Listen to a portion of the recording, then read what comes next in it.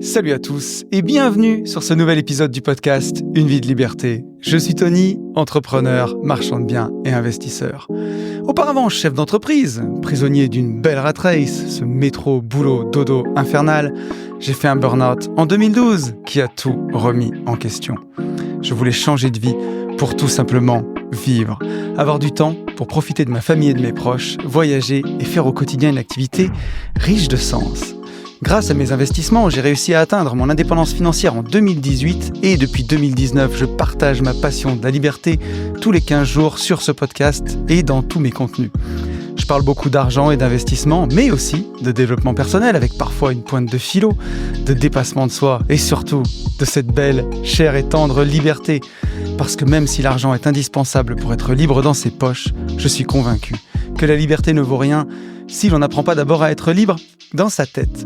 Et si d'aventure vous désirez aller plus loin avec moi, je vous propose des livres, des coachings ainsi que des programmes de formation en ligne pour vous permettre d'accélérer votre route vers la liberté. Et si vous voulez un avant-goût de tout ça, je vous ai même préparé une formation complète de plus d'1h20, totalement gratuite, qui s'appelle « Les 4 piliers de l'indépendance financière ». Elle a déjà été téléchargée plus de 1300 fois et elle réunit et elle explique tous les leviers que j'ai utilisés et que j'utilise encore pour vivre cette belle liberté au quotidien. Tout ça est disponible sur notre site www.abinvest.net ou alors en description de cet épisode. Et c'est à nouveau avec un grand plaisir que je vous retrouve pour ce nouvel épisode. Je suis excité. Encore une fois, aujourd'hui, je vous ai préparé un bon petit podcast. J'ai hâte qu'on se retrouve ensemble, surtout que je suis peu sur Instagram, mais je vous en parlerai dans les news. Je suis un peu moins présent sur Insta, donc j'ai plus de temps pour les podcasts et pour le contenu qui reste, celui qui est important. Donc j'étais excité de vous retrouver. Et on va pas déroger à la règle, on va commencer comme je le fais tous les 15 jours en remerciant tous les gens qui m'ont écrit sur YouTube suite au podcast de la dernière quinzaine. Un grand merci à Sorka, Olivier, Clément, Maxime, David, Gilles, Nori, Julien, Flo, Romain, Yann, Seb et Jérémy. Et à tous ceux aussi, merci qui m'ont écrit sur Insta. Là, c'est la fin de l'année. Vous avez été nombreux à me partager votre top Spotify et ça fait plaisir parce qu'à chaque fois, je suis dedans et je suis des fois devant Mathieu Stéphanie, des fois, je suis devant Guillaume Play de Légende. Donc, il y a rien là.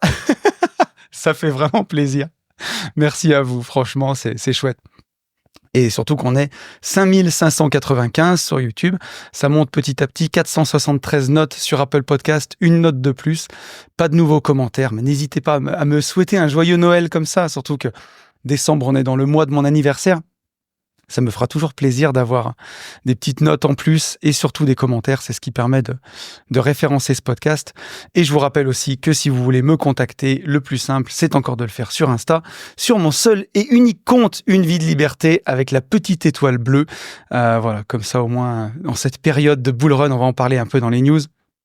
Vous ne vous faites pas scammer par des gens qui se font passer pour moi, comme ça a pu arriver par le passé. L'étoile bleue, c'est le passeport pour éviter tout ce genre de trucs. Et encore une fois, merci à tous ceux qui prennent le temps de liker, de commenter. C'est vous qui faites aussi vivre ce podcast. Et encore une fois, on va en parler aussi dans les news, mais faut pas que ça reste virtuel, tout ça. Donc, n'hésitez pas à commenter, pas simplement consommer. Moi, ça me fait plaisir quand vous commentez. Ça alimente aussi la première partie de ce podcast.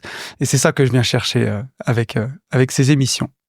Et je vous propose qu'on passe sans transition à la rubrique news. Et pour les news, j'ai plein de petits trucs à vous dire. La semaine dernière, je vous disais juste avant que les choses, elles se vivent dans le réel. Je suis parti avec toute une petite troupe d'amis investisseurs. Il y en a pas mal pour ceux qui me suivent sur Instagram que vous connaissez. C'est des Insta connus des réseaux de la liberté, de l'indépendance financière. Et on a passé une semaine mémorable entre amis. C'était fantastique dans ma maison du Sud. Et voilà, un petit peu loin des réseaux. Je voulais presque vous ramener un podcast. Pour être honnête, j'avais emmené tout le matos en me disant est-ce qu'on n'enregistre pas un podcast ensemble là-bas? Et finalement, j'ai préféré garder tout ça pour moi et faire une belle semaine entre potes, qu'on profite. J'ai même pas proposé. Je me suis dit, j'ai profité de l'instant présent. Et voilà. Mais encore une fois, c'est tous les amis que j'avais là-bas, c'est des amis que j'ai rencontrés à l'époque en voyage avec le Club des Rentiers en 2020 à l'île de Ré pour certains, puis d'autres un petit peu avant.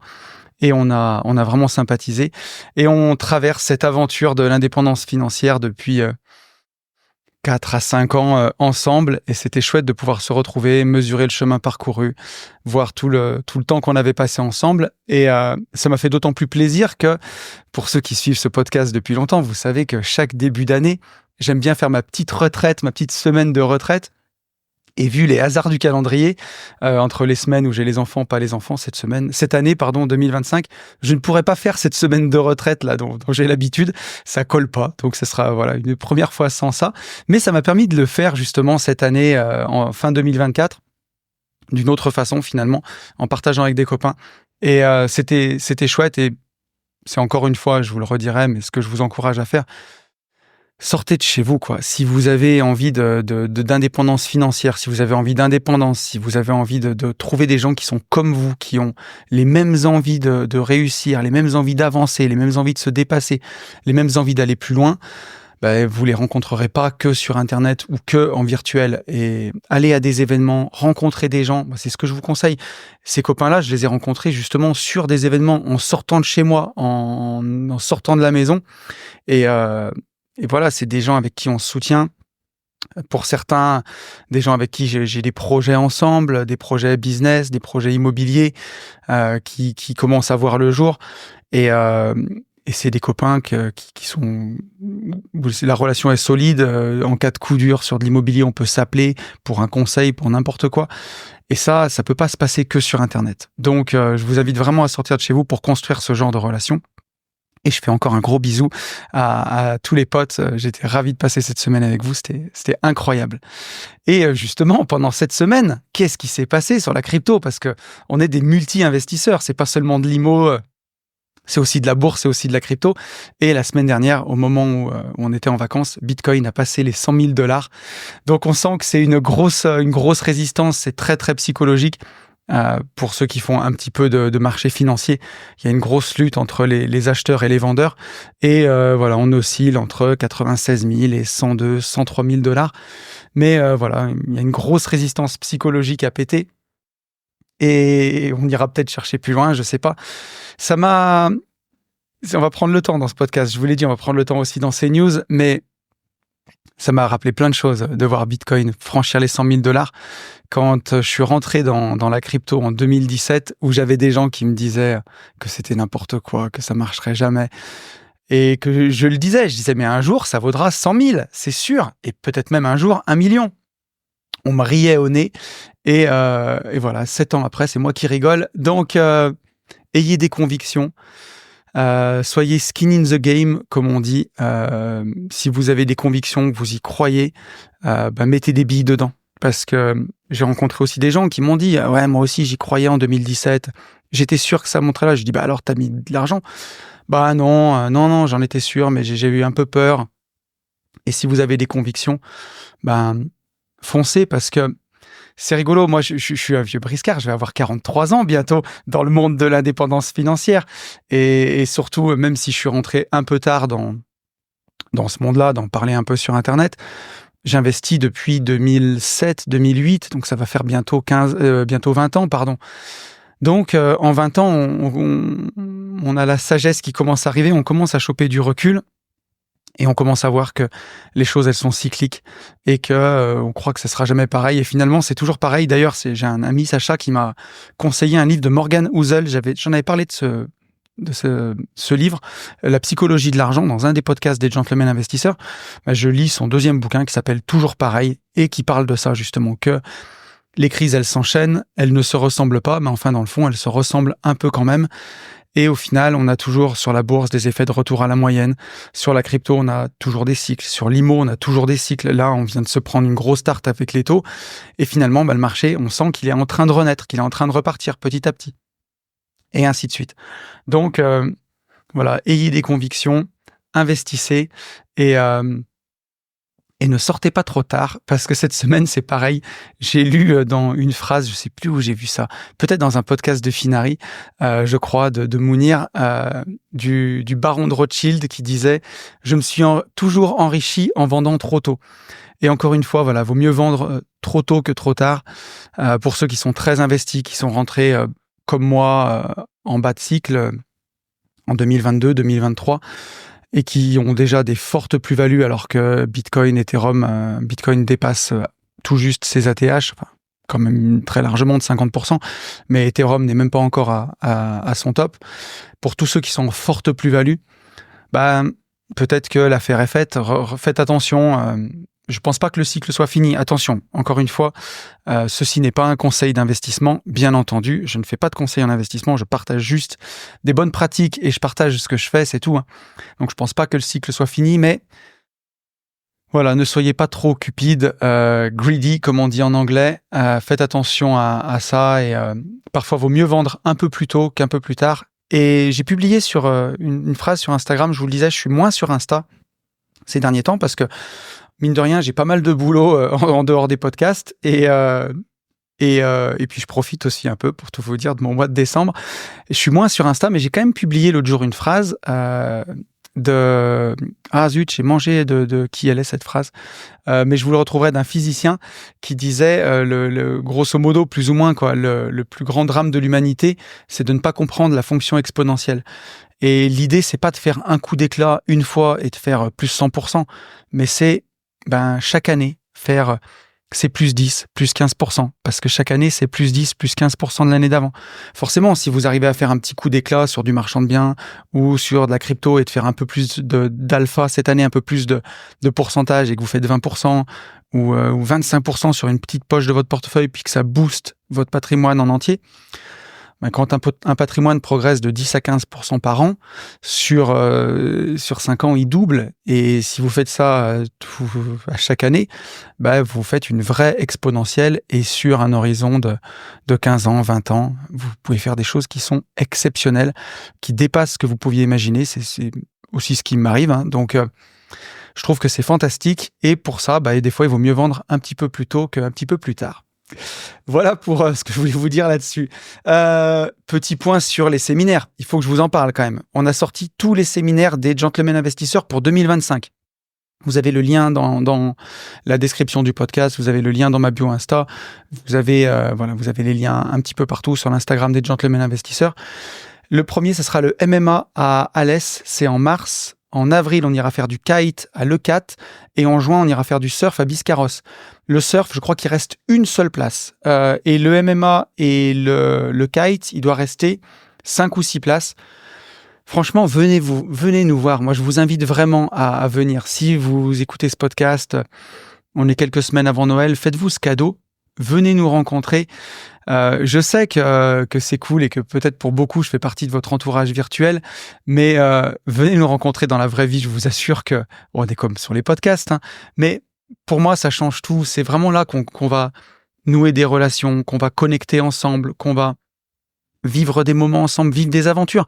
Pourquoi on fait du MMA? Pourquoi on fait du kite? Pourquoi on fait du surf? C'est juste un prétexte pour vivre des émotions ensemble, tout simplement pour vivre des aventures ensemble. Quand on a passé l'après-midi au MMA à sauter de partout, à transpirer et à se faire des prises de jiu-jitsu au sol, la glace, elle est brisée et au départ, c'est juste des participants qui viennent et à la fin, on repart, on est des potes. Et pour moi, c'est ça qui compte. Et voilà, la vie, ça se passe en live, ça se passe pas sur un téléphone. Je vous le disais au départ. Et je le vois de plus en plus. Je vais pas faire mon vieux con, mais les jeunes de maintenant, j'ai l'impression qu'ils se réunissent moins que ma génération parce qu'ils ont l'habitude de communiquer sur téléphone. Ils ont beaucoup cette habitude-là et je sais pas si c'est mal ou si c'est bien. J'en sais rien. Ce que je sais, c'est que moi, je trouve que dans la vraie vie et en live, c'est vraiment bien. Donc, venez nous rejoindre, franchement. Je vous invite vraiment. Et j'ai 2 dernières choses à vous dire. C'est que nos futurs bureaux de rêve sont en cours de construction. Et cette semaine, on a eu les premiers poteaux qui ont été levés de la structure de ces bureaux. C'est très impressionnant. Ça fait un bâtiment de 600 mètres carrés, bâtiment artisanal qui fait presque 7 mètres de haut. Donc, on peut pas le rater. Et j'étais très ému parce que c'est un projet qui nous aura demandé beaucoup de temps, qui nous aura demandé beaucoup d'abnégation. On a lutté envers et contre tous pour sortir ce projet. On s'est pas découragé.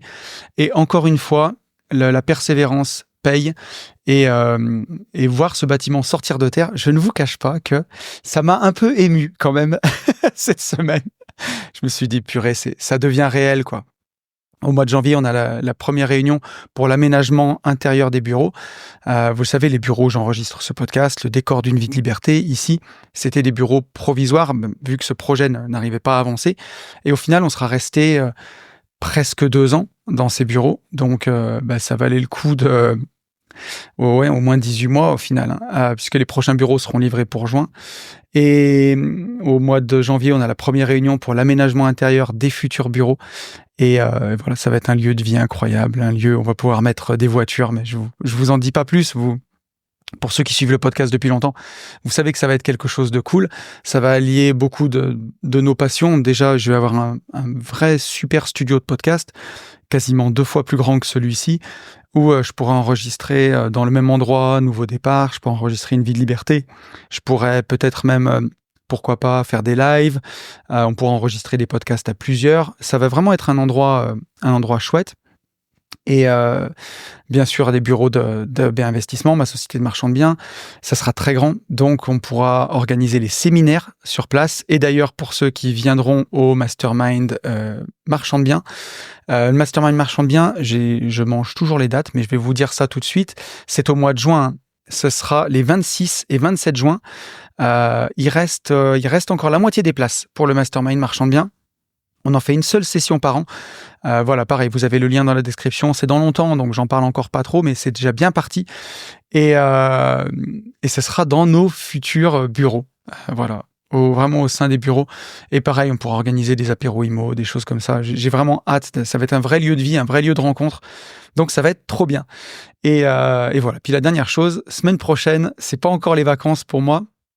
Je repars en tournage pour 2 nouvelles formations, des formations qu'on aura en affiliation avec des copains sur des compétences qu'on n'a pas, mais qu'on souhaite apporter à la communauté et où on va valider tout ça ensemble et on va les tourner la semaine prochaine. J'ai hâte de vous en parler aussi. C'est à chaque fois des gens que les fidèles du podcast connaissent bien, mais qui ont des compétences vraiment top. Et encore une fois, j'ai hâte de vous partager tout ça. Donc voilà, pour les news, je vous propose qu'on revienne sur le podcast de la dernière quinzaine, un podcast que j'ai adoré faire parce que vous savez à quel point j'aime l'exponentiel, à quel point j'aime le patrimoine financier et me casser la tête sur les stratégies patrimoniales. Donc vraiment un podcast pour moi où ça se déroule tout seul en général, ce genre d'épisode. C'est des épisodes fleuves où j'ai du mal à m'arrêter. Et ça vous a plu aussi. Vous avez été nombreux à réagir sur mon Insta aussi. Donc, je lirai pas les messages qui étaient aussi personnels, mais on va prendre les messages qui étaient sur YouTube. On a un premier message de Jérémy. Jérémy qui me dit « Excellente idée de podcast. Comme toujours, devrais-je dire. Merci Jérémy. Sauf que cette fois-ci, l'idée te vient d'un simple concours de... » On n'est pas sur les gentlemen investisseurs. Je dis pas de gros mots ici. On va dire concours de celui qui pisse le plus loin. Que voulait te faire l'autre propriétaire de voiture à ton rassemblement? Personnellement, ce genre de concours d'étalage me laisse complètement indifférent. Limite, cela m'ennuie. Sinon, on va leur donner, c'est toujours au top. Et ouais, c'est rigolo. Merci Jérémy pour ton message. Effectivement, aujourd'hui, ça me fait sourire. Ça n'a pas toujours été le cas. Parce qu'il y avait une époque où... ça pouvait m'arriver des gens comme ça qui étalent énormément. Et parfois, je vais peut-être pas utiliser le mot jaloux non plus, mais ça me procurait un peu de la rage, mais envers moi, parce que je connaissais mon potentiel, je savais de quoi j'étais capable, et je trouvais que ça allait pas assez vite. Je te parle de ça a peut-être 10 ans, tu vois. Et c'est peut-être aussi des choses qui m'ont motivé, et on va en parler dans le sujet de la quinzaine du podcast, de ce genre de moteur-là aussi, qui peut être un peu de rage, un peu de colère, ou parfois même un peu de jalousie, on peut le dire, hein, de se dire waouh, est-ce que je suis pas en retard? Est-ce que je devrais pas me bouger le derrière? Est-ce que je devrais pas avancer plus vite? C'est des choses qui me sont arrivées. Et aujourd'hui, ça me fait sourire parce que, surtout pour le maître mot de ce podcast qui était méfiez-vous des apparences, parce que avec le patrimoine financier, la richesse des gens peut être à millions et ne pas toujours se voir sur eux. Et c'est ça qui m'a fait sourire, de me dire comment peuvent être les gens et à montrer, vouloir étaler, et sans se rendre compte qu'en face d'eux, la personne est peut-être plus riche qu'eux, sauf que elle est en scred, quoi. Elle le montre pas parce que parfois elle a des objectifs, parce que c'est investi sur les marchés financiers pour aller chercher encore plus loin, et que voilà, encore une fois, quand on a compris comment fonctionnait la fonction exponentielle, justement, on voit à quel point on peut aller beaucoup plus loin que les gens qui claquent tout finalement, hein. Parce que même moi qui aime les voitures, je reste lucide, hein. Quand on achète une voiture, si on l'achète bien, il y a une partie de diversification de son patrimoine, une partie de progression. Mais l'argent est dépensé quand même. On peut le retransformer en argent en vendant la voiture. Mais c'est une partie de l'argent qu'on privera de l'exponentiel. Même si une voiture, elle garde la cote ou elle prend un petit peu de cote, à moins d'avoir un coup de chance extrême. Mais une voiture, une montre, sur le long terme, ça progressera jamais autant il y a toujours des exceptions, bien entendu, mais dans la majeure partie des cas, ça progressera jamais autant que du patrimoine financier, bourse, et alors crypto, n'en parlons même pas, quoi. Merci Jérémy pour ton message, et on va prendre un message de Flo. Flo qui me dit « Hello tonton, encore un superbe podcast, je prends le temps de t'écrire car pour une fois, je ne suis pas d'accord avec toi sur le sujet bourse et crypto. » Oh, ça fait plaisir. Certes, tu gagnes de l'argent, entre guillemets, sans rien faire, mais celui-ci n'est pas sans investissement en temps ou en argent avec des formations. Car comme nous le savons, celui qui n'est pas formé se fera manger par le marché. Je te laisse avec un bout de chanson. Si c'était si facile, tout le monde le ferait. Belle journée et à bientôt. Mais merci à toi, Flo. Alors, en vrai, je pense pas qu'on soit pas d'accord, à moins que je me sois mal exprimé dans le podcast. Quand je te disais sans rien faire, je te le donnais peut-être de la vision qu'ont les gens de l'extérieur. Quand tu investis en crypto, les gens ont l'impression que c'est sans rien faire. Typiquement, on a le temps, hein, on est en podcast ensemble. Il va durer longtemps celui-ci. Mais voilà, c'est les vacances, on a le temps de les écouter et on prend le temps. Mais j'ai vu dans un thread Twitter la réponse d'un député, c'était peut-être un député LFI, tu vois, à un gars qui avait publié un tweet en disant sur X, j'ai acheté du Bitcoin au plus bas à 30 000 $, je viens de le revendre à 100 000 $, j'ai fait 70 000 $ de plus-value et ma flat tax va être de 21 000 $. Donc j'ai donné 21 000 $ pour rien, quoi, entre guillemets. Et le député LFI retweetait ça en disant tu viens de prendre 60 000 $ sans rien faire et tu te plains. Ou en tout cas 50 000 $ net sans rien faire et tu te plains. Mais justement, c'est là où moi aussi j'étais révolté comme toi. C'est pas du tout sans rien faire. Il faut porter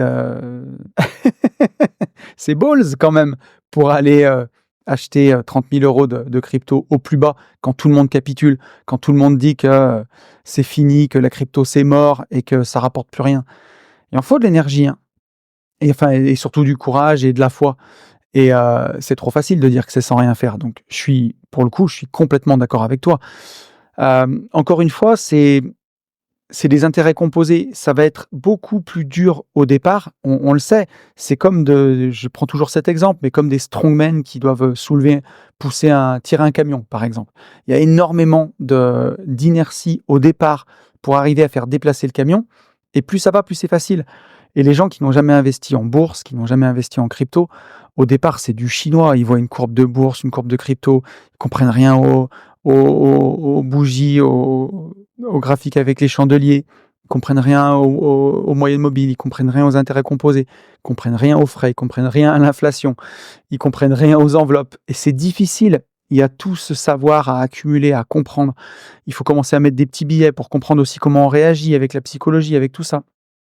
Et oui, au final, quand on a fait tout ça et quand on a investi, pour le coup, et moi je l'expérimente vraiment, on gagne de l'argent, notre portefeuille progresse sans plus rien faire. Mais par contre, bien sûr qu'il y a eu un énorme investissement au départ. Je te rejoins complètement.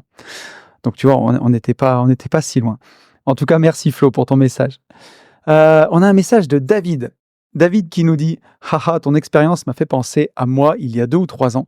Je roulais dans une vieille Renault Kangoo blanche dégueulasse. Elle n'a même pas de radio. Pourtant, j'éprouvais presque un sentiment de fierté quand je la conduisais, parce que moi, je savais que mon argent partait dans l'immobilier et que cette Kangoo me permettait de faire mes chantiers. C'était presque un plaisir d'entendre les gens blaguer sur ma bagnole. C'est ce qu'il faut en retenir lorsqu'on utilise correctement son argent, son temps et qu'on se démène pour plier le destin. Il n'y a jamais de honte, il n'y a que de la fierté. Et lorsqu'on est face à un m'as-tu vu, il suffit de savourer intérieurement l'instant. C'est rigolo, merci pour ton message.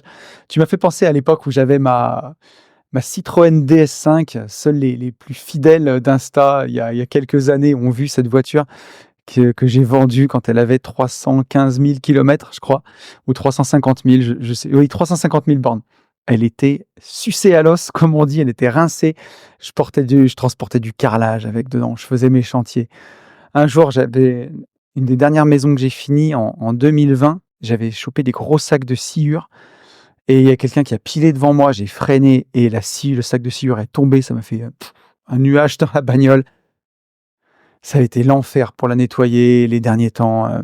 Je l'avais abîmée en allant chercher mes enfants à l'école. J'avais arraché tout un côté. Ils avaient remis des plots que j'avais pas vus. Enfin bref, et j'avais honte et je me rappelle que en visite, je garais ma bagnole toujours 5 ou 6 pâtés de maison avant pour pas que l'agent IMO la voie. Mais c'était drôle et moi aussi ça me rendait fier parce que je me disais que j'étais en train pareil, d'être sérieux, de construire mon indépendance. Surtout qu'à cette époque, je l'ai changé début 2021. Je veux dire, j'étais déjà extrêmement loin. J'étais indépendant financièrement. Mon patrimoine, il était fait. Mais pour dire jusqu'où j'ai poussé le truc, et quand j'ai eu la Tesla, c'était fantastique. Et c'était incroyable. Et aujourd'hui, c'est sûr que les choses sont différentes, mais j'oublie pas ça. Et voilà, et tu peux toujours me croiser à la déchetterie dans mon fourgon. Alors bon, c'est mon Ford Transit, il est joli, hein, il est propre, hein. Mais effectivement, parfois je croise pas mal d'investisseurs à la déchetterie qui ont gardé ou un Ford comme moi, ou leur vieille première bagnole pourrie. Et il y a toujours ce petit clin d'œil là, comme dans le mème avec, avec Michael Caine et avec Christian Bale là, où il fait le, le petit sourire de genre, on conduit une poubelle, mais toi-même tu sais, toi-même tu sais le reste, comment ça va bien. Donc c'est rigolo ces petits clins d'œil entre investisseurs. Et comme tu dis, quand tu es face à un m'as-tu vu qui pourrait te croiser en habit de chantier dans ton camion et qui se dit, celui-là c'est un trimard, on est d'accord, toi-même intérieurement tu rigoles aussi. On a un message merci en tout cas, merci David pour ton message. On a un message de Maxime. Maxime qui nous dit « Mon tout premier achat d'immeuble de rapport, le vendeur était d'une gentillesse, d'une simplicité exemplaire. Il arrive chez le notaire en vieille Clio cabossée et j'apprends à la fin de la signature qu'il était propriétaire de 164 biens immobiliers. Il était aussi fortuné que gentil, simple, discret. Il m'a donné plein de conseils, plein de bienveillance envers moi, le petit jeune de l'époque, un exemple pour moi. Quant à la bascule IMO-Bourse, je suis en plein dedans, pour exactement toutes les raisons que tu évoques. Pourtant, j'adore la pierre, mais là, on arrive à un tel déséquilibre, rendement, risque, emmerde. » Alors, je rebondirai sur la deuxième partie de ton message avec le message d'Olive, parce que le prochain message, Olive rebondit un peu sur les mêmes choses. Mais effectivement, hein, moi, j'en ai rencontré pas mal d'investisseurs comme ça, qui arrivent sur les chantiers en Twingo, il y a une portière de chaque couleur. Et j'ai eu le cas une fois d'un de mes clients qui était comme ça. Pour aller sur ses chantiers, il avait une Twingo avec une portière qui n'était pas de la même couleur que les autres. Et à côté, j'étais allé chez lui une fois, il avait un Cayenne, il avait une Porsche, il avait tout ce que tu veux. Mais donc forcément que c'est cool de se dire peut-être qu'il était entre deux chantiers, il a sûrement bossé. Et ça, c'est génial. Le seule chose qui m'embête, tu vois, avec ça, c'est quand on le pousse jusqu'au bout, c'est le vivons heureux, vivons cachés. J'en ai déjà fait des vlogs, j'en ai déjà parlé dans un podcast, où moi, j'ai pas envie de ça aujourd'hui. Ça veut pas dire que j'étalerai ma richesse, entre guillemets, parce que c'est pas le cas. Moi, mon seul plaisir vraiment visible, on va dire, comme on dit, un signe extérieur de richesse, c'est parfois les montres. Et encore, j'en porte de moins en moins des montres de luxe parce que aujourd'hui, je remets mon Apple Watch beaucoup parce que je traque mes pas et je mets mes montres quand je sors. Et bon, voilà, tout simplement, c'est peut-être juste une histoire de période où j'en mets un peu moins. Après, j'aime bien les voitures, donc ça, c'est un truc qui se voit. Mais les voitures, je les ai toujours aimées pour moi. Comme dit Booba, hein, si je veux une Ferrari, c'est pas pour frimer, c'est pour aller vite. Et moi, ça a toujours été ça. Mais j'ai pas envie de me cacher pour autant. Et il y a beaucoup, beaucoup de gens. Moi, j'habite en région Rhône-Alpes et que ce soit la Loire, le Puy-de-Dôme, la Haute-Loire, c'est 3 départements qui sont connus pour immatriculer énormément de voitures de sport, énormément de voitures de luxe et on n'en voit jamais rouler dans la rue parce que les gens, je sais pas, ils les sortent la nuit comme des vampires, mais les gens sont très, très discrets, ne montrent rien du tout. Tout simplement de peur qu'on les vole, de peur qu'on leur crache dessus dans la rue, qu'on dise que c'est indécent et ainsi de suite. Et il faut faire attention, je vais faire plein de parenthèses dans ce podcast, mais il faut faire attention aux mots qu'on utilise. Je reviendrai dessus, mais la semaine dernière, quand j'étais en vacances avec les copains d'indépendance financière, j'ai flexé un peu, et de temps en temps, ça fait pas de mal, sur le portefeuille crypto en mettant des fois des PNL du jour, le profit and loss du jour. Alors bien sûr, des fois ça monte, des fois ça descend, mais il y avait des profits parfois journaliers à 5 chiffres, et quelqu'un qui m'a dit « Waouh, c'est indécent !» Et il faut faire attention avec ce genre de vocabulaire, parce que en quoi ça serait indécent de gagner beaucoup d'argent? C'est comme le disait Flo dans son message, c'est pas sans rien faire, ça a été des risques, ça a été des choix forts, ça a été voilà, fallait porter ses balls pour y aller. Et quand moi j'ai fait une journée à 5 chiffres, il y a des gens dans le monde qui font des journées à 6 chiffres, d'autres qui font des journées à 7 chiffres, d'autres des journées à 8 chiffres, et je crois pas qu'ils trouvent ça indécent. Je sais que c'est une expression, mais il faut faire attention à ce genre de mots, parce que c'est tout simplement des mots qui nous limitent, qui donnent aussi une mauvaise image de l'argent. On le dit, l'argent est un très bon serviteur et un très mauvais maître. L'argent, c'est juste un outil, il est ce qu'on en fait. Et voilà, et à côté de ça, on n'en parle jamais dans les podcasts. On faisait le point avec Yann, si une journée on a gagné une somme indécente, cette année, on a donné des sommes qu'on peut dire aussi indécentes, ne serait-ce que le sponsoring qu'on a fait pour Bourama. Par élégance, on ne donnera pas les montants, mais voilà, on a fait un mastermind qui a été entièrement dédié pour lui sponsoriser sa carrière. C'était aussi une somme à 5 chiffres. Donc, voilà, quand on gagne beaucoup, ça permet aussi de faire beaucoup, de donner beaucoup, de faire beaucoup de choses qui ont de l'importance pour nous. Et voilà, donc faire attention toujours quand on utilise ces mots somme indécente. Voilà, faut faire gaffe à ça. Mais pour revenir à ce que je disais, au départ, je vais essayer de retomber sur mes pattes. Mais voilà, ce vivre heureux, vivons cachés, j'ai du mal avec ça. Des gens qui ont créé de la valeur, qui ont gagné de l'argent, qui ont pu aller loin dans les investissements. Moi, je vois beaucoup de chefs d'entreprise qui n'osent pas se payer une voiture de luxe de peur de croiser leurs salariés, mais l'argent, ils ne l'ont pas volé. Et je le dis en toute humilité, parce que j'étais le premier à faire ça. Quand j'avais ma boîte de travaux publics, je m'étais offert une Z4. Jamais je suis allé au bureau avec la Z4, parce que je me suis dit, je vais avoir des réflexions, alors qu'au final, c'était une voiture à moins de 10 000 euros, et j'y suis jamais allé avec. Et pourtant, voilà. Et aujourd'hui, j'ai pas du tout envie de me cacher. En fait, c'est juste d'être naturel, quelque part. Voilà, l'argent n'a pas été volé, il a été gagné honnêtement. Et aussi, faire attention avec ça, parce que à trop le cacher, quelque part, on vote médiocrité, je trouve. Parce que la France a plein de bons côtés. J'ai dit que fin 2024, début 2025, on faisait plus de French bashing sur le podcast. Mais on peut parler par contre objectivement de la France. Il y a quand même en sous-jacent un peu cette notion de médiocrité, de toujours avoir peur de dire qu'on gagne de l'argent, avoir peur de montrer qu'on est heureux, et ne pas, sans parler de l'étaler, mais juste voilà, ne pas le dire, de peur de se faire cracher dessus, de peur de se faire taxer de personnes de droite, comme si c'était une insulte en France d'être libéral. De toutes ces choses-là. Donc les gens se cachent, les gens ne montrent pas. Et au final, on encourage ça quelque part. Alors que si tous les chefs d'entreprise de France se mettaient à dire du jour au lendemain, j'ai pas peur de dire que j'ai gagné de l'argent, je l'ai pas volé, j'ai payé beaucoup d'impôts, parce que je suis en France on paye beaucoup d'impôts. Donc ce qui nous reste, on l'a vraiment pas volé pour le coup. Voilà, et j'ai pas peur de m'offrir ce qui me plaît, j'ai pas peur de vivre le style de vie que j'ai envie de vivre. Et au contraire, plutôt que d'en faire étalage ou de l'utiliser pour faire le malin, plutôt juste voir ça comme en étant inspirant. Il y a beaucoup de gens qui ont peur de ça, de se dire si je m'achète une Porsche par exemple, je prends Porsche parce que Chez Porsche, le directeur des occasions Porsche a coutume de dire, chez Porsche, le rêve commence à 20 000 €. Parce que oui, un bel exemplaire du Boxster, qui est les Porsche les plus accessibles, c'est un véhicule fantastique et ça commence à 20 000 €.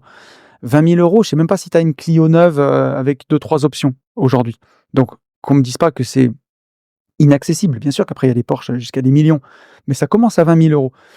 Et, et de se dire, ne pas l'assumer, ne pas assumer qu'on veut se faire plaisir ou rouler dans cette voiture-là et ne pas le faire, par exemple, si en tout cas si ça vous plaît, bien entendu. C'est dommage parce que ça ne montre pas la voie à tous les autres. Et on pourrait avoir peur, je vais en revenir là où je voulais venir, mais de se dire, si je roule en Porsche, les gens vont penser que je suis arrogant. Mais voyez les choses d'une autre façon. Moi, j'ai des bonnes valeurs et c'était aussi ma crainte de me dire, oh là là, j'ai jamais eu de ce genre de voiture. J'ai peur que les gens me trouvent arrogant ou montrent que j'étale ce que j'ai gagné. Et à 40 ans, je me suis dit, c'est quand même dommage, alors que ça te passionne, de pas le faire. Et en fait, j'ai changé mon point de vue, j'ai fait de la PNL et je me suis dit, mais tu vas peut-être passer plutôt de arrogant à inspirant. Et peut-être que justement, en assumant, en le faisant et en étant quelqu'un de sympa, avec tes bonnes valeurs, comme d'habitude, les gens vont peut-être se dire, mais attends, mais si Tony l'a fait, moi je peux le faire. Et, et voilà, et je l'ai fait. Et aujourd'hui, je pense que je suis plus inspirant qu'arrogant. Enfin, en tout cas, je l'espère. Et c'est pas fini, mais voilà. Si tout le monde avait cette démarche-là, en tout cas tous les gens qui ont envie d'avancer et de gagner de l'argent, je pense qu'on créerait un cercle vertueux où on inspirerait plus les gens. Et là, j'ai parlé de voiture, mais ça peut être des voyages, ça peut être une maison, si c'est ça qui vous fait plaisir. Ça peut être du sport, ça peut être de travailler que 3 jours ou 4 jours par semaine, si c'est ça qui vous plaît. Peu importe la chose qui vous plaît, mais d'assumer le lifestyle que l'indépendance financière vous a permis d'avoir et ne pas vous en cacher. Ça ne veut pas dire vous vanter, ça veut dire ne pas en avoir honte, ne pas vous en cacher, ne pas minimiser votre réussite. Et je pense que si tout le monde fait ça, encore une fois à l'exponentielle, on peut maximiser les effets cumulés de toutes ces bonnes choses-là et justement changer à notre échelle la France. Si on veut changer la France, il faut commencer par se changer soi, changer nos comportements et arrêter de se cacher, arrêter d'avoir honte. Donc voilà, si c'était sa vieille Clio, pour répondre à Maxime, pour faire ses chantiers, c'est cool.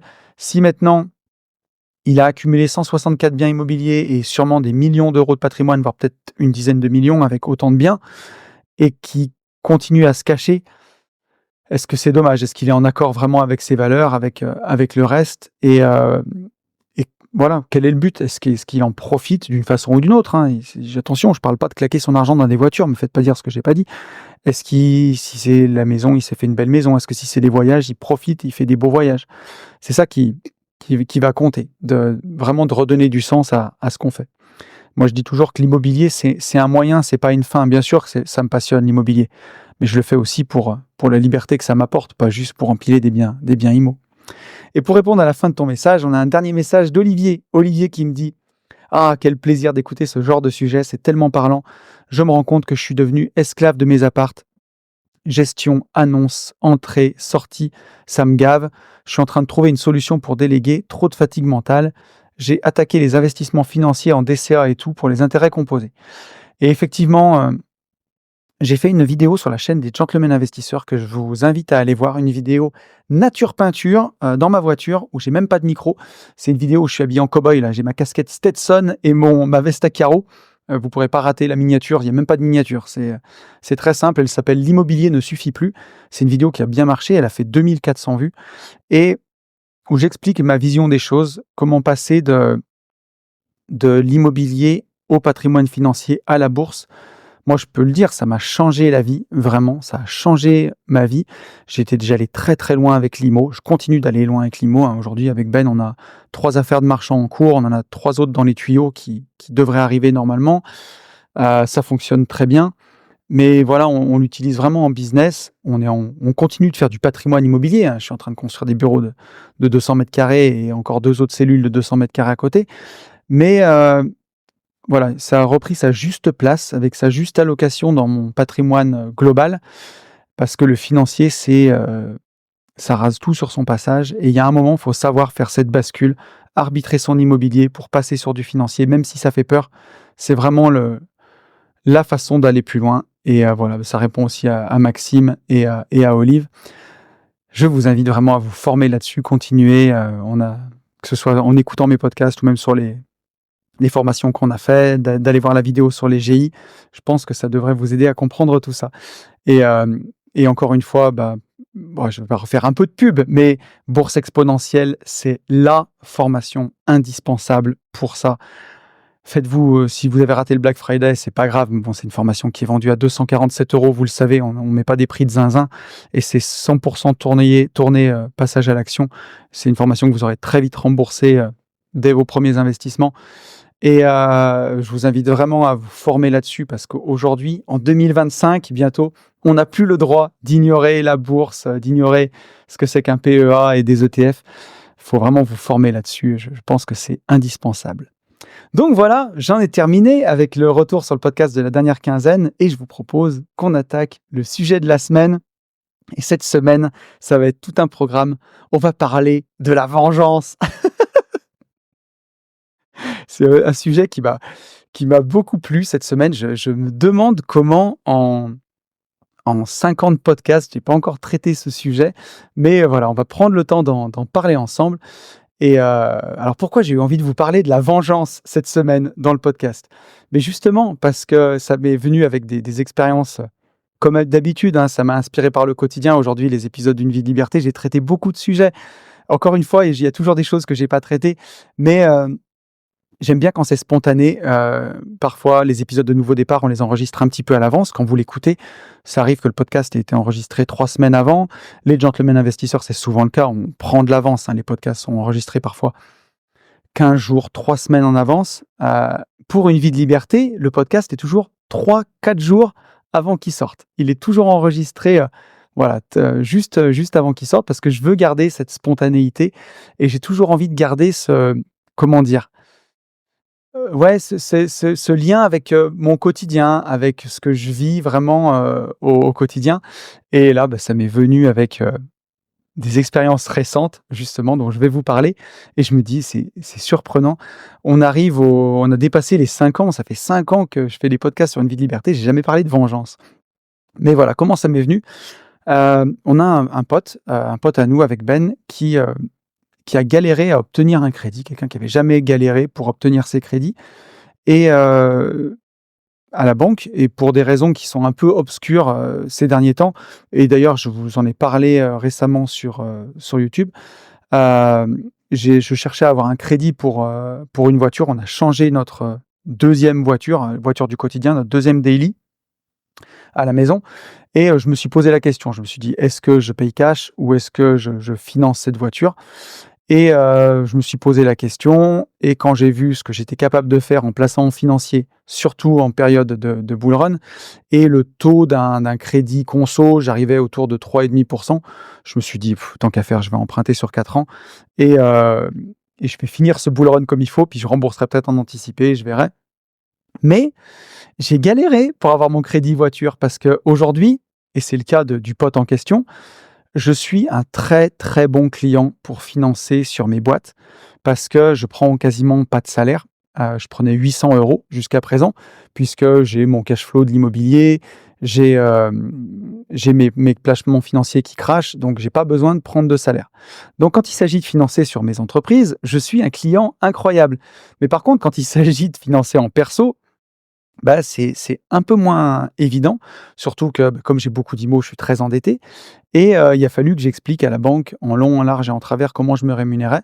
Et aujourd'hui, pour ceux qui ont suivi la formation Finance Business Expert, on explique comment pouvoir avoir des entreprises en SAS et une micro-entreprise et vivre grâce à sa micro, facturer ses entreprises. Alors, il faut avoir d'autres clients aussi, hein. On ne peut pas avoir que ses boîtes en clients, mais dès que vous avez un peu d'autres clients, vous pouvez facturer avec votre micro. Et aujourd'hui, c'est ce que je fais. Donc, j'ai expliqué à la banque, ça fait 6 mois que je le fais, depuis qu'on a sorti la formation, qu'on a découvert ça. Donc, c'est beaucoup plus facile. Mais à l'époque, c'était compliqué. Et pour mon pote, ça a été ça. Et il nous a dit que, comme c'était un partenaire historique qui ne l'avait pas suivi, sa vengeance serait terrible et que par la porte ou par la fenêtre, il allait se venger de sa banque. Et c'est vrai qu'en ce moment, les banques sont exécrables. Et pas toutes, bien entendu, lisez entre les lignes, c'est pas ce que je veux dire. je vais pas froisser mes partenaires bancaires. Non, on a certaines banques avec qui, on a pu travailler où les relations deviennent de plus en plus exécrables et c'est souvent dû à des soucis de personnel, des soucis de recrutement. La relation bancaire, vous l'avez peut-être vous, vu ces derniers temps, est plus compliquée. Après voilà, dès qu'on avance, je suis rentré en banque privée récemment et alors là, ça change complètement. C'est des relations qui sont, hyper bien, hyper personnalisées, c'est quand même un autre game. Mais voilà et nous, on a eu une mauvaise expérience, encore une fois, il y a pas si longtemps, liée à sur une de nos boîtes, une mauvaise note de la Banque de France. On a voulu emprunter et c'est une boîte de marchands, une de nos capsules de marchands et en fait, on a reçu des courriers Banque de France où ils nous demandaient d'envoyer nos bilans, chose qu'on n'a pas faite parce que j'en voyais pas l'utilité et en fait, c'est cette boîte de marchands, on fait que de la love money. Donc on n'a pas de la love money souvent avec nos sociétés ou avec nos proches. Donc c'est une société qui n'a pas d'endettement, tout simplement. Elle n'a pas d'endettement et on a eu une note Banque de France de solvabilité. Alors je pense que c'est une erreur, j'ai essayé de les appeler, pour l'instant, j'ai eu personne. On l'a expliqué à notre banquier qui a bien compris et que puisque c'est la première fois qu'on emprunte, enfin, qu'on va réemprunter sur cette boîte-là. On a déjà emprunté par le passé, mais on a toujours remboursé. Aujourd'hui, c'est une boîte qui a plus d'endettement à l'heure actuelle. Et, euh, et là, pour emprunter, on l'a expliqué tout simplement au banquier. Mais c'est ouf. Et je me suis dit, mais comment c'est possible que une société comme ça, qui a du cash, qui a de la trésorerie, qui n'a pas d'emprunt en cours, qui n'a pas de salariés, qui ne paye pas d'URSSAF et qui ne verse pas de salaire à ses dirigeants, c'est le truc, c'est juste une machine à cash. Comment elle peut avoir une mauvaise note comme ça? Donc ça n'a aucun sens. Mais voilà, encore une fois, ça en dit long sur ce qui se passe en ce moment. Et on pourrait avoir tendance à avoir envie de se venger. Et ça m'a rappelé une vieille anecdote à l'époque où j'avais ma boîte de TP qui était liée à la SFAC. La SFAC, c'est une société d'assurance crédit qui va assurer des fournisseurs au cas où un de leurs clients ne paye pas. Et on avait fait un bilan qui était pas ouf et la SFAC m'avait saqué ma note, ce qui fait que j'avais de l'encours, par exemple, à 30 000 € chez certains fournisseurs, il était réduit à 15 000 € et j'avais fait venir ces gens de la SFAC à mon bureau pour leur expliquer, mon bilan, leur montrer, leur dire qu'en fait, oui, on avait eu un petit trou d'air à une époque et que c'était reparti et en fait, ils me remontaient pas ma note et grosso modo, si je voulais faire remonter ma note, fallait payer un bac chiche, quoi. Il fallait, payer pour qu'ils analysent mes bilans. Ça pouvait pas juste se faire dans le bureau en un rendez-vous. Si on payait, je crois 5 ou 6 000 balles et là, comme par magie, la note, SFAC remontait. Donc j'ai trouvé ça honteux, scandaleux, je me suis fâché, je les avais dégagés du bureau à l'époque et j'ai trouvé d'autres fournisseurs qui travaillaient avec un autre organisme d'assurance crédit, qui lui m'avait mis une bonne note, donc j'ai pu travailler avec eux et ça m'empêchait temporairement, en tout cas, de me fournir chez certains fournisseurs tant que ma note n'était pas remontée. L'année d'après, SFAC m'a remonté ma note, donc j'ai pu me resservir. Mais je me rappelle qu'à l'époque, mes fournisseurs qui ne m'avaient pas suivi, je m'étais dit, un jour, je me vengerai. J'ai été tellement en colère, j'en souris là aujourd'hui, c'est différent, mais à l'époque, je m'étais dit, j'étais tellement en colère que je m'étais dit, je me vengerai de tous ces gens. Et la vengeance est un plat qui se mange froid, et je me vengerai au moment où ils s'y attendront le moins. Et ça brûlait en moi, ça me nourrissait. Et avec Ben, à l'époque, on s'était dit qu'un jour, on se vengerait. Et la vengeance, c'est une chose que j'ai énormément nourrie à cette époque où j'étais entrepreneur de TP et que j'ai même pratiqué. Où à l'époque, j'ai fait des vengeances de zinzin. J'en rigole, il y a prescription, mais je pourrais pas tout vous raconter ici. Restez avec moi un peu plus tard dans le podcast. Je vais vous raconter une des vengeances que j'ai pratiquées. Je vous raconterai pas tout. Si un jour vous venez en mastermind. En mastermind, je vous raconterai mes plus belles vengeances. Parce qu'elles n'ont pas été découvertes. Donc voilà. Mais je vais vous dire aussi que ça me fait sourire, mais que j'en suis pas du tout sorti grandi. Et je vous raconterai ça tout à l'heure. Mais je me disais que voilà, à l'époque où on se disait avec Ben, on sera dans notre nouvelle vie. Un jour, on aura réussi, on sera devenus des marchands de biens à succès, on aura des super bureaux, on aura une Porsche et on se vengera, on ira les voir et on leur éclatera notre réussite à la gueule, à tous ces gens qui nous ont trahis, qui nous ont humiliés ou qui nous ont fait du mal. Et finalement, ben, quand je vous parlais des vengeances et des vengeances de guéguerre à l'époque, je vous raconterai, mais finalement, sorti de tout ça, on n'en a jamais rien fait avec Ben. Ça fait aujourd'hui 6 ans qu'on a changé de vie.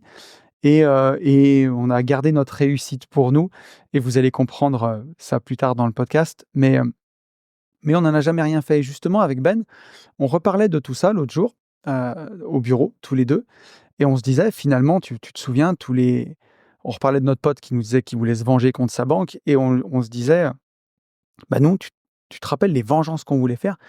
Et finalement on s'est jamais vengé ou en tout cas pas de la manière dont on le pense, mais je vous dirai ça tout à l'heure.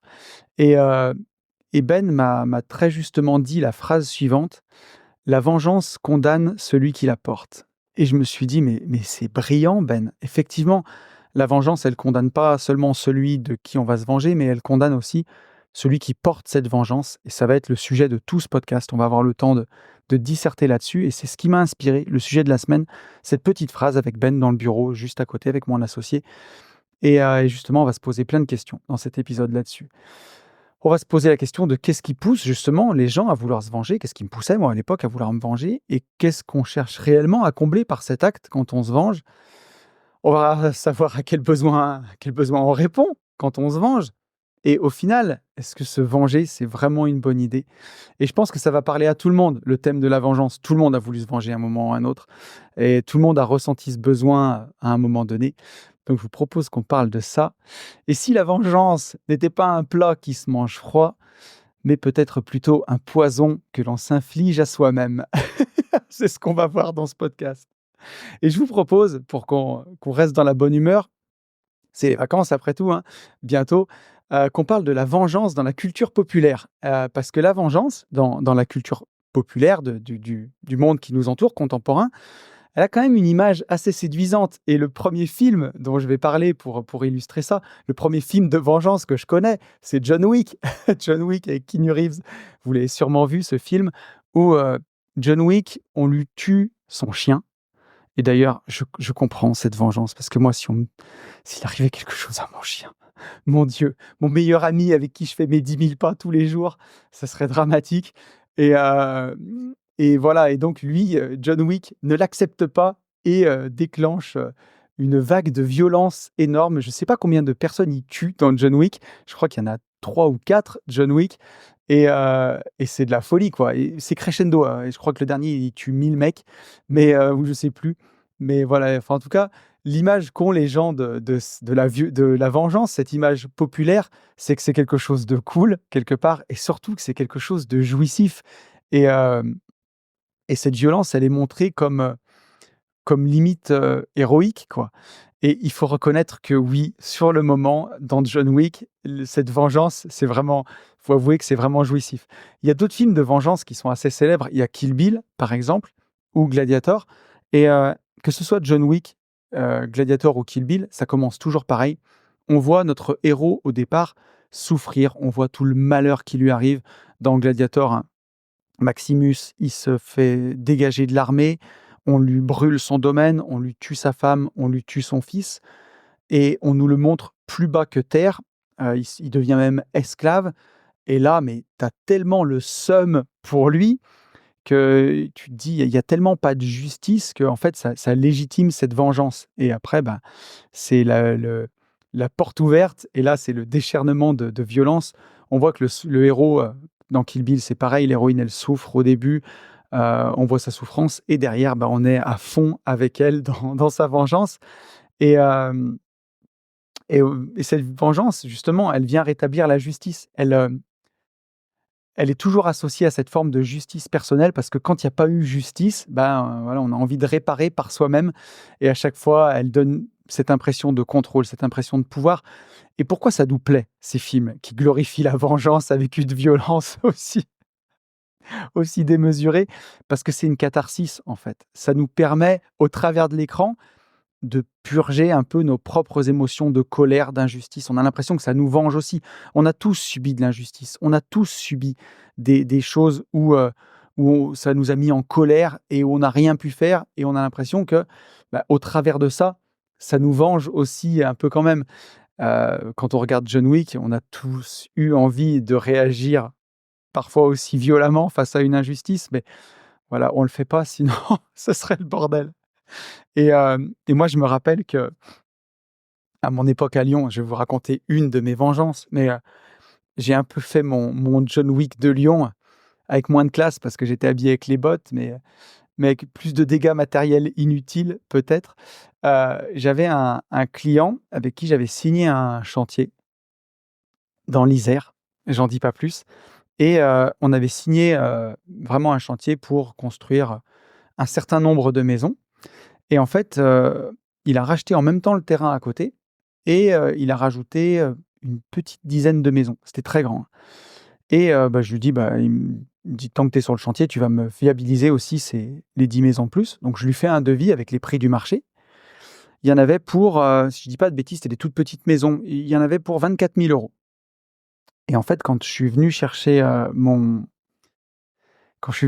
il y avait, des caniveaux gris dans ce devis. Et quand je suis venu chercher mon devis, au début, il voulait pas me payer. Et d'ailleurs, pour me jusqu'à ce qu'il me verse mon chèque, en fait, j'avais, mis un smirmorque devant sa porte. J'ai fait des vengeances de zinzin. J'avais décroché la remorque du porte-char d'un smirmorque devant la porte de ses bureaux et j'ai empêché tout le monde de sortir jusqu'à ce qu'il me donne mon chèque. Mais ça, c'était encore une autre histoire. Mais à lui, il voulait pas me payer des caniveaux gris sur son chantier. Et un matin, je suis allé, enfin un matin très tôt, hein, à 2 ou 3 heures du matin, je suis allé sur le chantier et j'ai récupéré le plus gros caniveau gris dans ma bagnole à l'époque avec un de mes collaborateurs. Et on a volé les caniveaux gris, ce qui fait que les gens pouvaient même plus sortir du lotissement parce que le trou faisait quasiment 30 centimètres de large. À moins d'avoir un monster truck ou un gros SUV, c'était impossible de sortir. Et voilà, le genre de vengeance que j'ai fait, de faucher les grilles de caniveau pour l'empêcher de sortir. À l'époque, le client m'avait appelé en me disant: «Oui, je sais que c'est toi, t'es vexé parce que j'ai pas voulu te payer, t'es venu chercher ça». Et je lui avais dit: «Mais tu crois vraiment que je vais me lever à 3 heures du matin pour aller faire ça?» Je dis: «Mais t'es fou, va chercher quelqu'un d'autre, je sais pas, c'est peut-être, j'en sais rien moi, un ferrailleur qui les a braqués, je sais pas, mais débrouille-toi, quoi». Non, non, c'était moi. C'était moi. Mais j'étais tellement poussé à bout et je vous en parlerai tout à l'heure de ça, que j'en suis pas sorti grandi justement. Mais je vais pas avancer trop vite dans le podcast, mais j'étais tellement poussé à bout par cette histoire que et je crois même qu'on s'était pas arrêté. C'est vieux cette histoire, elle a plus de 15 ans maintenant. Mais de mémoire, on n'avait pas volé que le 1er rang, on avait fauché, enfin volé. C'était mes grilles, hein, c'est moi qui les avais posées, ils voulaient pas me les payer, donc techniquement, c'était encore les miennes. Mais on a fait chier tout le monde. Au final, c'est les acquéreurs du lotissement qui n'ont pas pu aller au boulot, qui n'ont pas pu sortir. Mais voilà, c'était, et à l'époque, je voyais pas les conséquences. J'étais tellement aveuglé par la colère et par le sentiment d'injustice, de me dire: «Mais en fait, s'il veut pas me payer, je vais pas aller au tribunal pour une facture à 12 000 €». Heu et c'est du gré à gré, c'est du B2B, c'est business to business. S'il veut pas me payer, comment je vais faire? Je peux prendre un avocat, mais à l'époque, j'étais en train de courir de partout avec le boulot. J'ai laissé tomber, quoi, et je me suis dit: «Je vais me venger». Donc voilà le genre de vengeance que je faisais à l'époque. Et voilà. Je vous en reparlerai tout à l'heure. Et j'ai fait pas mal de trucs de ce genre-là. Je rigole parce que dans la culture populaire, ça c'est vraiment pour vous faire sourire, mais ce sera pour les plus vieux d'entre nous, mais chaque fois que je parle de vengeance, je repense au film La Vengeance de Morsaille. Je ne sais pas s'il y en a d'entre vous qui voient de quoi je parle, mais à l'époque, c'était une figure d'internet qui faisait marrer tout le monde, qui a eu une embrouille avec un forum de jeuxvideo.com. Je devais avoir peut-être 25 ans à l'époque quand il y avait ça. C'est une histoire qui commençait à avoir 20 ans. Et ce gars avait sorti un film qui s'appelait La Vengeance, justement, un film filmé au téléphone avec un son dégueulasse. Mais c'était fait très sérieusement et ça ressemblait à une parodie. Et voilà, pour ceux qui l'auront vu, c'était vraiment juste une parenthèse pour vous faire marrer, mais vous me direz en commentaire si vous avez vu La Vengeance de Morsaille. C'est quelque chose, c'est c'est un chef-d'œuvre. Plus sérieusement, dans la culture populaire, l'œuvre emblématique qui parle de vengeance, c'est Le Comte de Monte-Cristo d'Alexandre Dumas. C'est pour moi le symbole ultime de vengeance. C'est le récit de vengeance le plus emblématique à mon sens et qui résume tout ce qu'on va voir dans ce podcast. Dans ce livre, alors j'ai pas lu le livre, moi j'ai vu les 2 films, celui avec Depardieu et celui avec Pierre Ninet. J'ai jamais lu le Comte de Monte-Cristo, mais ça me donne envie de le lire en tout cas. Et j'adorais ce film. Le premier, la mini-série avec Depardieu, je l'ai vu quand je devais avoir à peine 20 ans et j'avais trouvé ça fantastique. Et l'expression «la vengeance est un plat qui se mange froid», elle prend vraiment tout son sens dans ce film parce que l'œuvre d'Alexandre Dumas, elle montre vraiment comment une quête de vengeance, elle peut au départ sembler gratifiante, mais elle va finir par consumer, par détruire le héros. Et, et dans sa quête de justice personnelle, il se perd alors que il a tout perdu, mais il a tout reçu derrière au centuple, ou peut-être même fois 1000. Et malheureusement, il persiste. Et je vous disais, j'ai adoré la version avec Depardieu que j'ai vue quand j'avais 18 ans, que je trouvais exceptionnelle. Le film avec Pierre Ninet, il est vraiment super bien. Et il nous montre que dans cette œuvre, donc pour ceux qui n'ont jamais vu le Comte de Monte Cristo, je ne vais pas vous spoiler tout, mais c'est quelqu'un qui finit en prison, vraiment au bagne, enfin en prison, à l'exil, hein, qui parvient avec le temps à s'échapper, qui met des décennies à s'échapper et qui derrière trouve un trésor. Donc il devient immensément riche, mais il décide d'aller au bout de sa vengeance quand même. Et le film, il nous montre que même avec l'argent, la réussite, le pouvoir qui en découle, sa vengeance, elle était déjà splendide, sa revanche, elle était déjà prise quelque part. Mais voilà, il décide quand même d'aller jusqu'au bout et à vouloir aller jusqu'au bout, bah, il finit par tout perdre. Et tant qu'on est dans la littérature classique, il y a un écrivain comme Shakespeare. Lui aussi, il a exploré toutes les conséquences qui sont extrêmement destructrices de la vengeance, hein, que ce soit dans Roméo et Juliette, dans Hamlet, dans Macbeth. Et Hamlet, c'est peut-être la pièce de Shakespeare qui analyse le plus profondément justement la vengeance, parce que c'est le thème, hein, de Hamlet. Hamlet, il est chargé par le fantôme de son père de venger son meurtre qui est commis par Claudius. Et la vengeance pour Hamlet, c'est à la fois un devoir moral parce qu'il lui a été confié par son père, et à la fois c'est une source d'angoisse existentielle parce que c'est pas son chemin de vie, c'est pas sa vie, c'est pas ce qu'il avait prévu de faire, c'est pas l'œuvre de sa vie de venger son père. Et justement pour Shakespeare, bah, comme pour Alexandre Dumas, à chaque fois, la vengeance elle résout rien et elle conduit à une destruction totale, comme dans Roméo et Juliette, hein, où vous savez comment ça se termine, où tout le monde meurt. Et le dernier point dont je voulais vous parler dans la comment dirais-je, la culture populaire, c'est un film que j'ai beaucoup aimé aussi, qui est un film qui est très dur, hein. Là, on rigole plus. C'est Contre-enquête avec Jean Dujardin, un film exceptionnel, où sa fille dans le film se fait enlever et il lui arrive, je vais pas le dire sur YouTube, mais voilà, il lui arrive des choses dramatiques et elle est assassinée. Et en fait, Jean Dujardin il y a une enquête qui est menée et qui conduit à un non-lieu, donc la justice n'est pas rendue. Et Jean Dujardin est dans une colère sourde, immense, on peut s'en douter, hein, quand il est arrivé, son enfant a été abusé, assassiné. Et Jean Dujardin va mener sa contre-enquête et se venger. Et le film est aussi, la fin du film est jouissive parce que la vengeance, elle est ici que justice, parce que la justice des hommes a échoué. Et donc, c'est une justice personnelle qui se fait. Et vous allez voir à quel point, tout à l'heure dans le podcast, la notion de justice, elle va être importante dans la vengeance. Et c'est justement tout l'enjeu de ce film, rendre justice, quand la justice des hommes a échoué. Je voulais vous parler, avant qu'on continue dans le podcast, aussi de la vengeance dans la philosophie. Là, on en a parlé dans la culture populaire, mais dans la philo, quelle est la vision de la vengeance? Et quand on va dans les sociétés héroïques, hein, dans les poèmes de Homère, le poète légendaire, ça date du 8e siècle, là, en 800 avant Jésus-Christ. Lui, donc Homère, qui aurait écrit l'Iliade et l'Odyssée, pardon, Homère, il glorifie la vengeance, il en fait un devoir d'honneur. C'est des contextes guerriers, hein, l'Iliade, l'Odyssée. C'est la loi du talion, c'est œil pour œil, dent pour dent.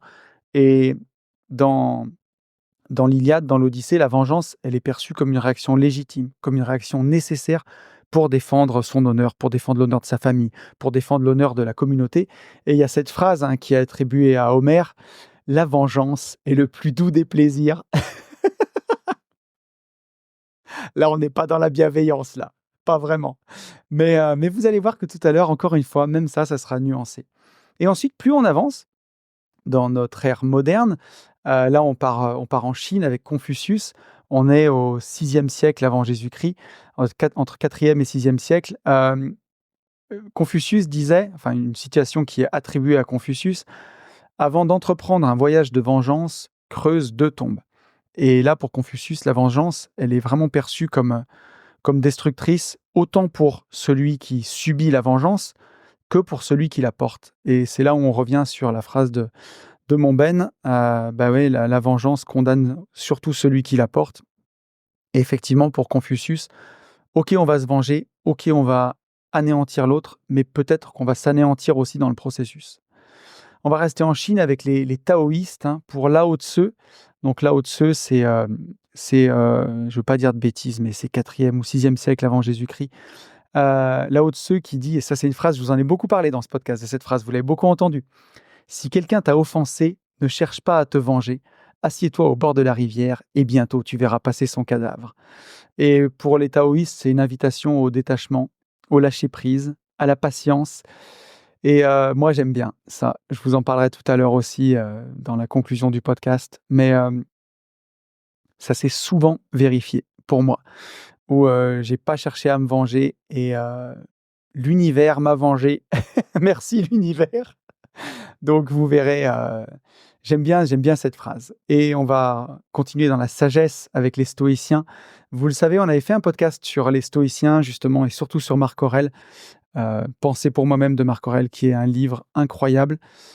Et les stoïciens, eux, ils prônent l'ataraxie. L'ataraxie, c'est l'absence de trouble de l'âme. C'est comme ça qu'on se sent bien, c'est comme ça qu'on est heureux, c'est comme ça qu'on est en paix.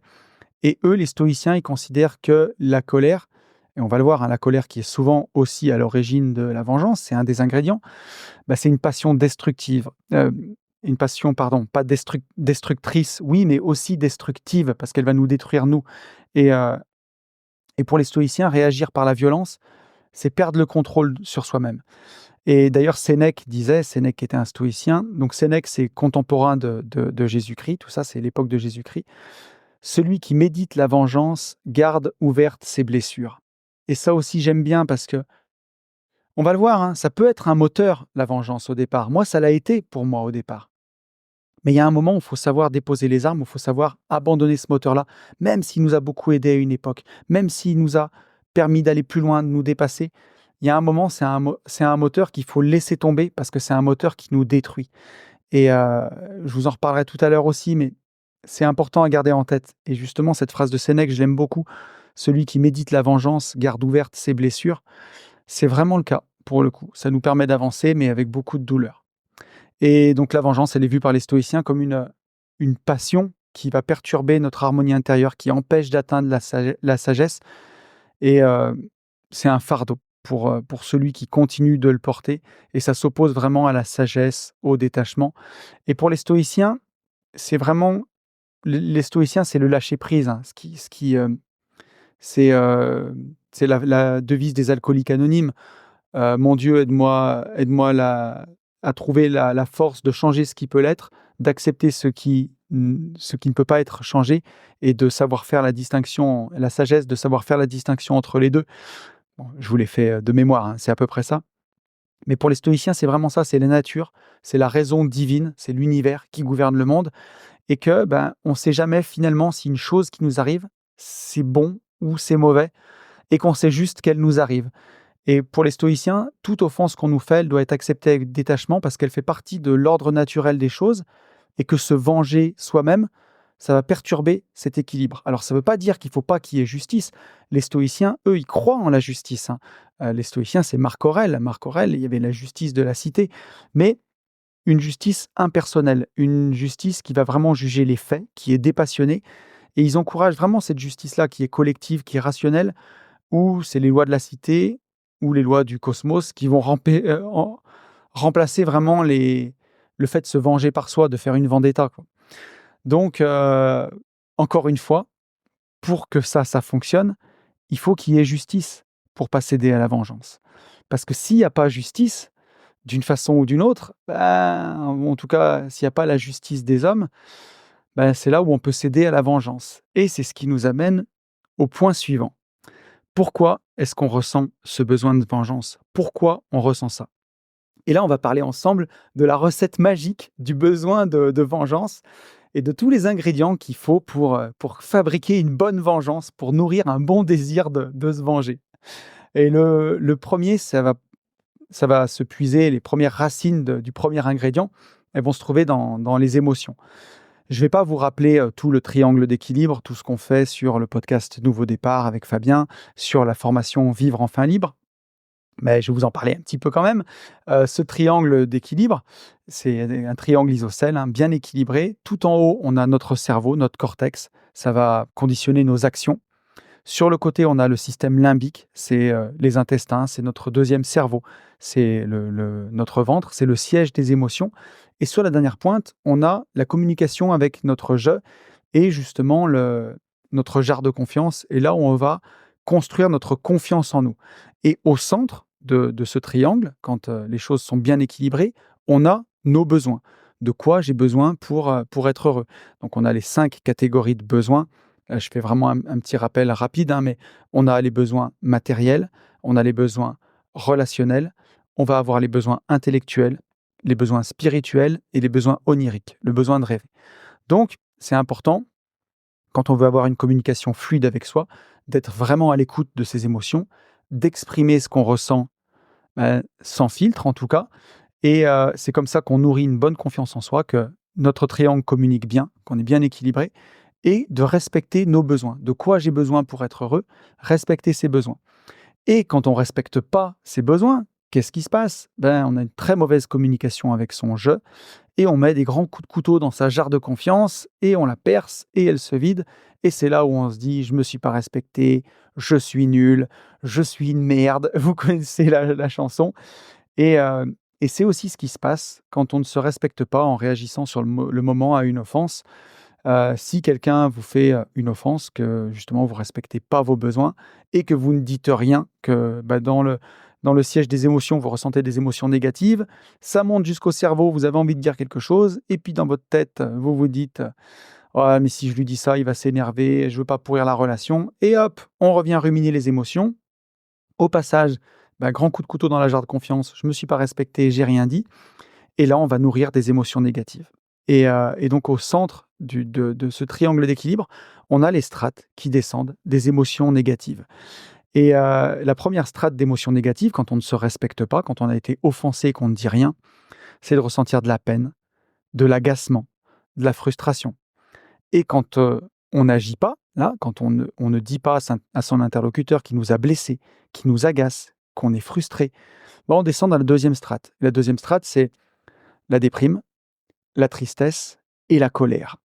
Et justement, la colère, elle s'inscrit vraiment dans la deuxième strate, hein, dans les émotions plus basses. Et quand on en arrive à être en colère, ça relève un déséquilibre émotionnel qui est déjà avancé, c'est qu'on n'a pas agi assez tôt.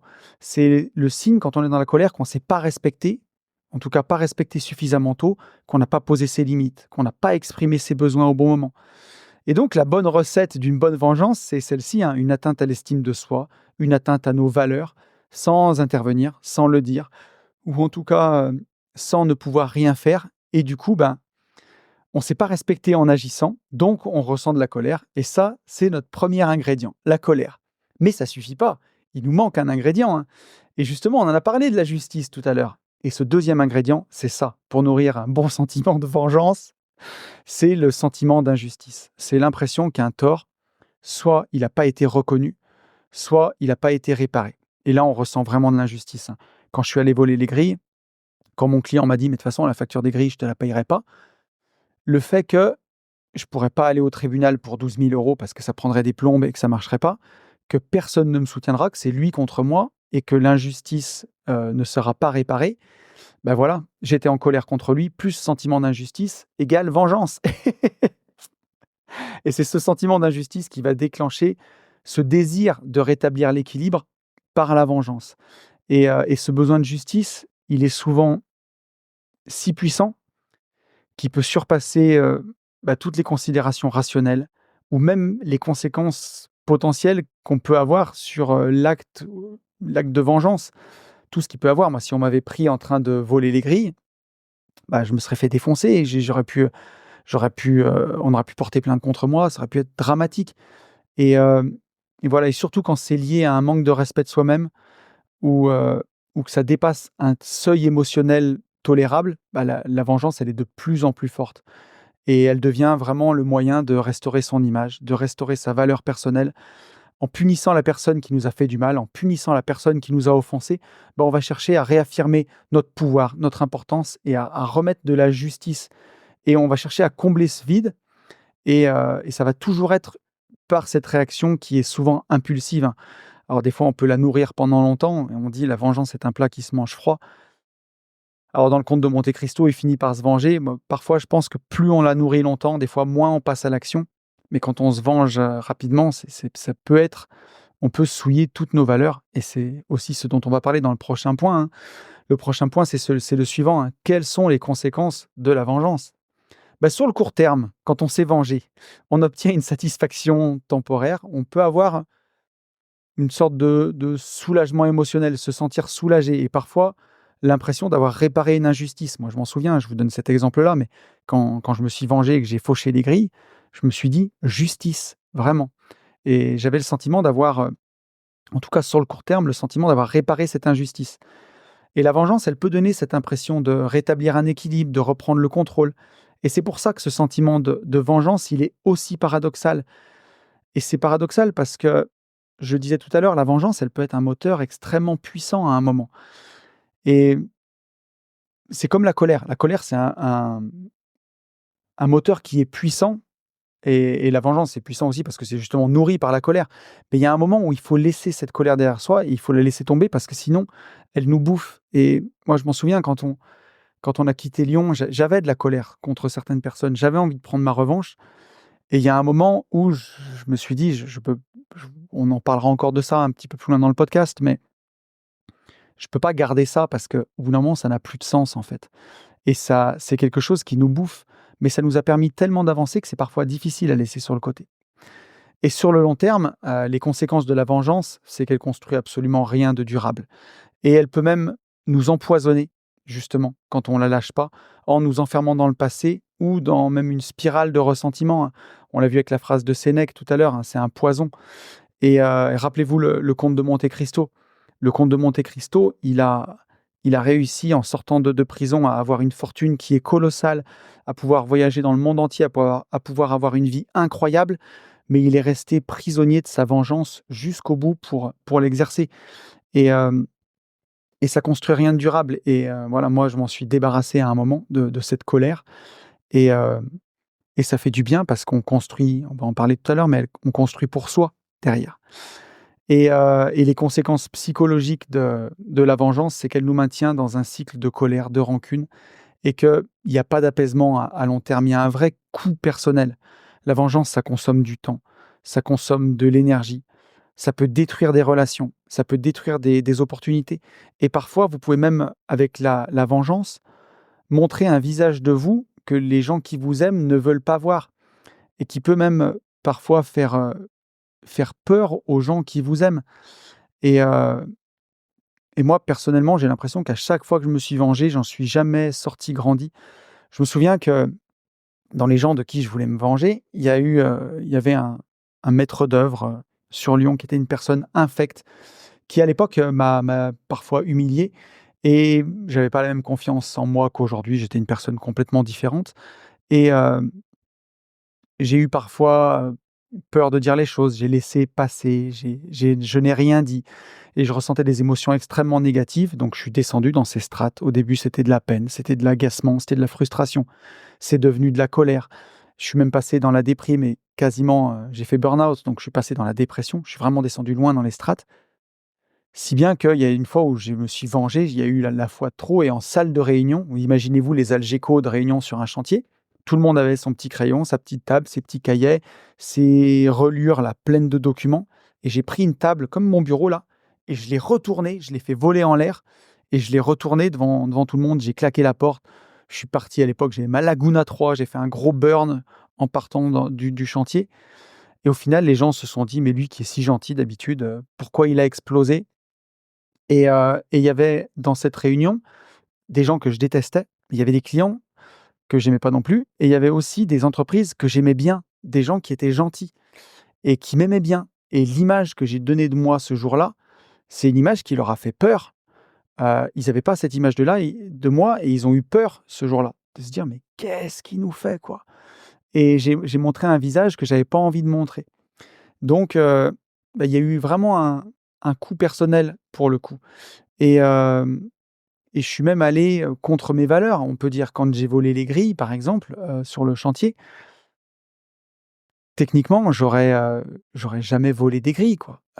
Personnellement, je ne me serais jamais, mis à faire ça et du coup, je suis allé contre mes valeurs. Jamais de mon propre chef, je me serais dit: «Tiens, aujourd'hui, je vais aller voler quelque chose». Mais le fait d'avoir été spoilé, d'avoir été humilié et qu'il y ait pas eu justice, m'a fait faire une action qui est contre mes valeurs, qui est quelque part du vol, même si le client me les avait pas payées. Pour le coup, techniquement, c'était quand même ses grilles, elles étaient posées sur son chantier.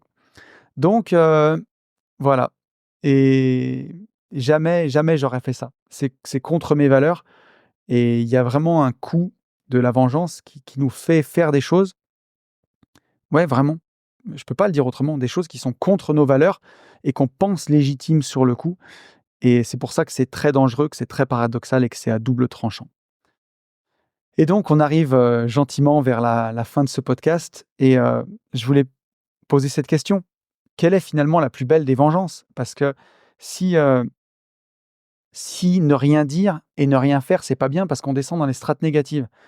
Mais si se venger soi-même quand il y a pas eu la justice des hommes, c'est pas bien. Alors qu'est-ce qu'il faut faire? Quelle est la plus belle des vengeances? Bah, l'idée, c'est de changer un peu de changer sa perception, pardon, changer de perspective. La vengeance, c'est vraiment une action qui est réactionnelle. Elle nous maintient vraiment dépendants de l'acte initial qui nous a blessés. On va plus construire les choses pour soi, mais on va les construire en réaction à quelque chose qui s'est passé. Et finalement, décider de laisser tomber la vengeance, qu'on ne se vengerait pas, c'est reprendre le contrôle de sa vie. Et c'est sortir de cette dépendance émotionnelle à ce qui nous est arrivé. Et c'est finalement pouvoir construire son propre bonheur, en fait. C'est se concentrer sur soi-même. C'est se concentrer sur ses objectifs. C'est se concentrer sur ses rêves. Et finalement, c'est ça la meilleure réponse. Il y a une autre phrase que j'aime bien, et je pense que c'est ce qu'on a fait avec Ben, c'est on est parti de Lyon et on a travaillé en silence et on a laissé la réussite faire le bruit. Et finalement, c'est ça que j'ai trouvé chouette. J'ai voulu vous chercher un exemple inspirant pour vous illustrer ça. Et finalement, je me suis dit: «Mais le plus inspirant, c'est peut-être, en tout cas que je connaisse, c'est peut-être le mien finalement et le plus parlant en tout cas». C'est que après avoir quitté ma société à Lyon, j'avais des tonnes de revanche à prendre pour ces histoires de SFAC, contre ce maître d'œuvre, contre certains clients et je m'étais juré que je les prendrais. Et j'avais même dit à Ben: «On mettra peut-être 5 ans et dans 5 ans, on se vengera. Ils sauront même pas d'où ça vient. La vengeance est un plat qui se mange froid». Voilà ce que je me disais, j'avais besoin de justice et j'ai voulu me venger de ce maître d'œuvre, d'un client, d'un collaborateur. J'ai voulu me venger d'un de mes fournisseurs et je le disais, ça a même été un moteur à un moment dans ma réussite au début, en me disant: «Je vais réussir, je vais tout péter, je vais devenir un putain de marchand de biens et je me vengerai à un moment». Et et oui, c'est un moteur à un moment, parfois, mais il y a aussi un moment où il faut savoir s'arrêter à temps et je me suis dit: «Mais attends, tu vas pas le faire pour ces gens, tu en as rien à foutre d'eux, en fait. Tu en as rien à faire. Si ils savent même plus tu es parti, ils t'ont même peut-être oublié et moi j'ai quelque chose à construire pour moi» et en fait, finalement, avec le temps, ça fait 5 ans et je me suis jamais vengé et je me sens un peu comme dans le conte de Monte Cristo, parfois. Sauf que moi, je me suis arrêté quand j'ai trouvé le trésor et que je suis parti au large. Voilà, je me suis arrêté là et je me suis pas vengé après et j'ai vécu heureux et je pense que c'est bien. Parce que des années après, quand je regarde ma vie, que je trouve incroyable, j'aurais jamais pensé que la vie me donnerait autant. Que je serais autant récompensé de mes efforts, des sacrifices, des choses que j'ai fait. J'adore le voyage, je peux voyager, je suis libre de mon temps, je fais du sport le matin, je m'organise comme je veux, j'ai une vie de liberté. Mon pseudo, il porte pas son nom pour rien. Une vie de liberté, c'est vraiment ce que j'expérimente tous les jours. Si j'ai choisi ce nom il y a presque 6 ans et ça n'a jamais changé, en fait et c'est toujours une vie de liberté. Et quand je regarde ma vie et que je la compare à la leur, en fait, ça aurait plus aucun sens de me venger parce que j'ai déjà gagné et j'ai déjà tellement gagné. Je les regarde aujourd'hui et je suis en paix, en fait, et je crois que j'ai même de la compassion pour eux parce qu'eux, ils ont pas bougé. Et finalement, en cette période de Noël, qui est chouette pour tout le monde au moment où vous écoutez ce podcast, pour ceux qui l'écoutent pendant sa sortie, c'est la période de Noël, elle est très importante pour tout le monde parce que c'est un moment où on se retrouve, c'est un moment qui est chouette. Elle est aussi importante pour tous les chrétiens du monde. Je trouve que c'est le moment de parler du pardon parce que le thème du pardon, il est central dans la Bible et d'ailleurs, il est souvent en opposition dans la Bible à la vengeance. Et pour reboucler avec le tout début du podcast, dans l'Odyssée d'Homère, c'est même une intervention divine qui met fin au cycle de vengeance et de violence. Il y a une intervention divine qui dit maintenant la loi du talion, c'est stop. Et je pense que tout ça pour dire que le pardon, au final, c'est peut-être la plus belle des vengeances, le pardon. Et je pense parfois aux personnes qui ont été trahies dans un couple, qui en font un sacerdoce de haine, de rancœur et de vengeance qui dure une vie et qui prennent même parfois les enfants en otage. Et je repense à la phrase de Ben, hein, la vengeance condamne surtout celui qui la porte. Et des fois, ça vaut le coup de pardonner pour se libérer. Et le pardon, c'est pas un cadeau qu'on fait à l'autre. C'est avant tout un cadeau qu'on se fait à soi et on choisit de déposer un fardeau. Donc en conclusion de ce podcast, je dirais que si tu ressens un besoin de justice, transforme-le en une action symbolique ou constructive plutôt que destructrice. Utilise cette énergie pour te développer, pour avancer et prouver que rien ni personne ne peut te définir ou te réduire. La meilleure vengeance, c'est de vivre pleinement, c'est de trouver le bonheur et c'est d'être en paix avec toi-même. Parce qu'au fond, si tu as ça en tête, comme moi, tu as déjà gagné sans avoir besoin de rendre les coups. Je vous souhaite une belle semaine. Je vous retrouve ici dans 15 jours. Et d'ici là, je vous souhaite le meilleur. Et vous le savez, je vous souhaite, par-dessus tout, de vivre libre.